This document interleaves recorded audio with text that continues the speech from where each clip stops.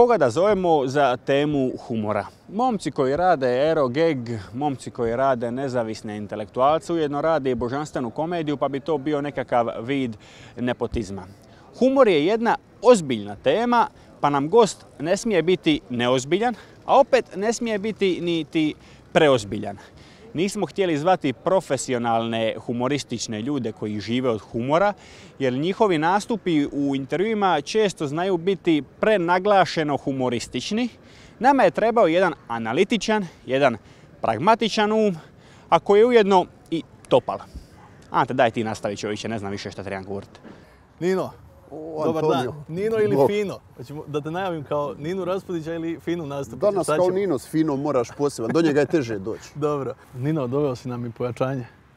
Je li ovo prvi intervju u životu, je li? Pa prošla je cijelu izbornu kampanju, tako da je navikla je na intervju. Dobro, onda je ovo je od Morko. A ovo ti je moj dnevni boravak, Park Stara Trešnjevka, mi smo tu svaki dan, tako da. Odlično, dobar ti je dnevni boravak. Reci mi, Nino, ajmo krenuti od definicije humora. Sad ne znam bi li te pitao definiciju ili šta je tebi humor, ali evo snađi se između ta dva. Ajde, krenut ćemo od toga što je meni. Prije svega humor je vrlo ozbiljna stvar. I raditi humor, naravno humora ima u svakodnevnom životu, negdje gdje naleti ili izleti ili duh prostoru i spontano, ali za ljude koji žele proizvoditi humor, ono što su kao humorističari, to je vrlo ozbiljna stvar koja zahtijeva puno i talenta, ali i puno rada i ozbiljnosti i respekta prema konzumentu humora. Ne možeš ljudima prodavati jeftine štosove, banalne štoseve, klišeje, to i sam znaš. Kad si spomenuo Finu Nastupića, ono što me od početka oduševilo kod nezavisnih intelektualaca i zašto mislim da je to vrh humora je koliko su oni truda tu uložili, koliko je promišljen svaki lik, svaka riječ svakog lika i onda i cijela ta struktura dramaturški u cijelini. To je recimo primjer doista dobrog humora gdje ima dakle i talenta, ideje, ali na kraju i rada kako bi taj završeni proizvod humoristični bio savršen. Kad kažem da je humor ozbiljna stvar, to je uvijek izraz neke naše slobode, našeg dostojanstva, da je u najtežim situacijama mi možemo imati odmaka prema toj stvarnosti upravo u tom prostoru humora gdje svijet možemo promatrati i nekad pomalo izokrenuto i parodijski i ironijski. Recimo, nije slučajno da najbolji humor politički nastaje u diktaturama. Imaš sjajan sovjetski humor, Radio Jerevan u ono vrijeme komunističko totalitarno. Zašto? Pa zato što si riskirao tamnicu svakim vicem. Pa neš ti sad riskirati zatvor radi nekog bezveznog ili ozbiljnog vica. Ali kad je vic toliko jak da ti ga ne možeš zadržati samo za sebe, makar toliko riskirao. To su znači snažni filteri. Zato su u diktaturama jaki politički vicevi. Zanimljivo promišljanje o humoru tu ima Luigi Pirandello u jednom eseju o humorizmu gdje on kaže da pravi humor za razliku od ovog lakrdijašenja, puko smiješnih stvari, da uvijek ima malo i neku notu sjete, tuge. Kao što su najbolje slastice, u slatku uvijek ima malo i nekog gorkog i slanog da pojača. Recimo, ako si jeo ikad sladoled od slane od tamne čokolade, ali malo posoljeno, da bolje osjetiš taj okus čokolade. Evo. Dakle, humor je jedna fina i ozbiljna i složena stvar. Dobro, puno toga si sad rekao, ali opet kao da si izbjegao s razlogom definiciju humora. Teško ga je, hoću reći, svest na... Evo, da neko, zamisli neku tabulu razu, nema pojma čovjek šta je humor, kako ćeš mu objasniti tu rečenicu ili dvije, što je to uopće? Ja bih krenuo etimološki od tog. Humor bi imao u srednjem vijeku ove teorije sokova tjelesnih. Dakle, mi smo ljuti kad, ne znam, iz srca ili odakle krene taj sok ljutine našim tijelom. Humor u tom smislu bi bio taj nekakav sok vedrine i neke drugačije malo spoznaje i širine i nekog, kako bi rekao, osmijeha duše i cijelog tijela koji se na neke neobične načine proširi između nas, a i pojedinačno. A humorističari ili duhoviti ljudi su oni koji znaju taj duh potaknuti i osloboditi. Pervan zna reći da je to promjena smjera. Jel se slažeš recimo s tom? I između ostalog, može biti i to. Slažeš li se da je zadnja brana tehnokratskom svijetu humor? To je nešto što nema, ajmo reći, nema jasnu računicu zašto ga imamo, a opet bez njega bi život izgledao kao horor, ili bar u neku ruku, bio bi puno siromašniji. Gledaj, definitivno humor je stvar za koju nikad nećeš moći proizvesti stroj ili kompjuter da ga proizvodi. Dakle, ti možeš napraviti napravljene u šahu da pobjedi najboljeg šahista na svijetu. Evo i ovo je humoristično sad. Je li to neka viša intervencija? Javi se. Halo, Kežiću. Ej, Kešno, di si, jel smeta? Ne, evo, baš si uletio taman u jedan humoristični moment da meni zazvoni mobitel usred intervjua. Hvala ti na tome. Šta se princeza stvarno udostojila doći na snimanje? Ne, ali ozbiljno, dobro, iđem časa, daj. Pa, jel došlo? Moram Ninu intervjuirati. Doslovno mi je zazvonio mobitel usred intervjua. Srića da nemamo live intervjue. Znači, probudio se. Da, je, sve štima. Došao je čovjek, probudio se, aj bog. Ovo nećemo ni rezati. Ostavi, to je odlično. Odlično. Dakle, nikad se neće moći proizvesti stroj ili kompjuter koji će proizvoditi humor. On može kombinirati neke banalne kliše, to su ovi pseudo-humori, kao uvijek smiješne, znaš sad, da časna prdne, ha, to je za razvalit se od smijeha. To je razina ovih, ja to zovem režimski humor, imaš i u Hrvatskoj koliko hoćeš. Dakle, to je neko puko ismijavanje, izrugivanje, ali uvijek na isti način i u službi iste, kako bi rekao, kulturne hegemonije. Tako je. A smije li se sa svime šaliti? Hoću reći, je li problem nekakvog neumjesnog humora u načinu ili u samom onome s čime se šalimo? Hoću reći, postoji li tabu tema koja se ne smije dirat, ni pod koju cijenu, ili je samo problem kako pristupamo toj tabu temi? Gledaj, postoji nešto što je blasfemija. I blasfemiju ne treba činiti i ne smije humor biti opravdanje. Vrlo često ga koriste kao opravdanje za puko vrijeđanje nečijih osjećaja. Ali ono što mene najviše vrijeđa je loš humor. A u pravilu kad ti radiš humor na svetinje ili na neke stvari koje su ljudima jako emotivno nabijene, tu ga je lako napraviti. Tu me vrijeđa upravo ta lakoća i jeftinoća tog pseudo humora s takvim stvarima. Možda se radi o publici koja nije zahtjevna. Pa dobro, to publika treba prosuditi svakima. Ali ja opet mislim da narod ima nekakav u cijelini osjećaj za dobar humor. Ja ne znam, evo, ja sam kritizirao dosta ovaj News Bar. Pa ja nikad nisam čuo nijedan njihov štos koji se proširio u narodu i ostao dio narodne predaje. Dok recimo od nadrealista to se tjednima se vrtilo i danas su ostale neke... Slažeš da su i oni režimski. Oni isto kao, znači, igraju na jednu foru, sa desne strane će šamarat non stop, a s lijeve će šamarat radi reda i vrlo površno i vrlo blago. Ja mislim da su oni netalentirani, da nisu dovoljno talentirani za to što oni žele raditi i što rade. I to je osnovni problem.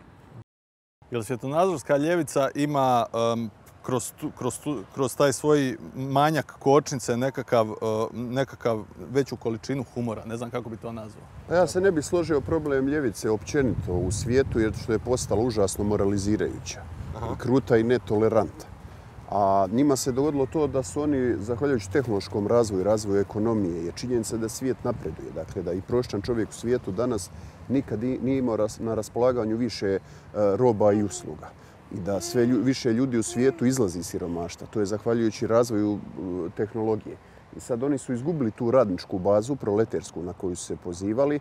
Ne znam, imaš ove naše iz Možemo, ja sam im rekao, oni govore o radnicima, radničkim pravima, ali pa vi ste radnika vidjeli samo u kinu Tuškanac u dokumentarcu nekom južnoameričkom. Kakve oni veze s tim imaju, snobovi ovi, crvena buržoazija. Onda su oni kao nemaju više te dovoljno radnika materijalno zakinutih za koje će se oni tobože boriti ili što će koristiti kao izliku za preuzimanje moći, pa onda sad traže oni koji su kao uskraćeni na drugim stranama. Otud onda ide ta velika doza moraliziranja, ali upravo zato su smiješni i najbolji predmeti smijavanja su oni danas. Jer danas imaš taj paradoks da su konzervativci opušteni i spremni na dijalog, a oni da su nabrijani, kruti i nehumoristični. Koja je recimo najbolja šala koju se čuva na svoj račun? Pa gledaj, znaš li uopće primiti? Je li ti jedna smiješna na svoj račun? Pa Fino Nastupić je Fino Nastupić je sam naziv tog lika, Fino i Nastupa i Nastupić, to je dobro. Šta ja znam, evo, na primjer, kad mi se kćer rodila, znaš kako mi je Željko Perovan čestitao rođenje kćeri. Šalje mi poruku, kaže čestitke tebi i ocu. I onda ispaljeno onaj šampanjac, tako dalje. Evo, to je humoristično. Kao ti si prijatelju čestitao, a onda ispod toga insinuacija da nisi otac svog djeta, kužiš. Evo, ali to je duhovito. I kratak treba biti što sažetiji. Da tako kažem, bit uspješnosti humora je u minimalizmu. Dakle, u što manje municije postići taj efekt. Kratkoća, što kraće i što lagano. Da, sažeto. Recimo ja kad sam sastavljao pitanja, sjetio sam se kako te Aerogag najavio kao mostarskog Marijana Knezovića. Meni to odlično. To je dobro, to je jedan obrat. Je, neočekivano. Je li humor danas s jedne strane ide u blasfemičnost, a s druge strane ga politička korektnost uništava? Slažeš s tim? Je li politička korektnost prijetnja zdravom humoru? Na drugi način nego što su režimi bili možda prije? To su neki procjepi gdje humor mora teći i provlačiti se, ali isto tako možeš raditi humor na samu političku korektnost. Dakle, uvijek možeš i meta humor izvesti kojim će on sebe obraniti. Ja se opet vraćam na sovjetsko, još nisu počeli slati u zatvor na zapadu radi te političke korektnosti. Ne isključujem da hoće, ali u Sovjetskom savezu su doslovno slali u zatvor, pa su opet ljudi radili viceve i humore živio. Dakle, ne bojim se ja za njega jer on je uvijek nekako iznad, ako je pravi. I uvijek je prelagan i prefluidan da ga bilo što može zarobiti. Naći uvijek neku ključovnicu kroz koju će se provući. Da. Ko je tebi, ako moraš izabrati recimo najduhovitiji Hrvat? Od poznatih. Pa eto, možeš i nepoznate, ajde. Izreklamiraj nekog prijatelja s najboljim forama. Pa ne znam sad. Dobro, ajmo reći od poznatih da ljudi skuže koju vrstu, ajmo reći, najviše voliš. A gledaj, teško je sad odlučiti, ali evo spomenuo si Pervana, Pervan je stvarno brz. Dakle, ono što mogu garantirati ovako, kad sjedemo u druženju nekom, da on ima to. Ima mota, da, istina. Ali on je, sama stvar je narasla, ta njegova humorična. Ja sam ga pitao, Željko, kako je to krenulo. On se javljao na radio 101, tamo negdje 80-ih. I imao je uvijek te neke komentare, dakle, kao slušatelj koji su bili ljudima smiješni. I onda, ajde, dođi, dakle, nije to sad on odlučio kao ovi news bar, evo ja ću biti veliki humorističar i tako dalje. Nego jednostavno je tekao humor iz njega i zahvaljujući humoru su njega pozvali pa je počeo i nastupati, a ne obrnuto. A šta misliš, zašto se za nešto što je, eto, rekao si, vedro, simpatično i smiješno, uopće kaže duhovito?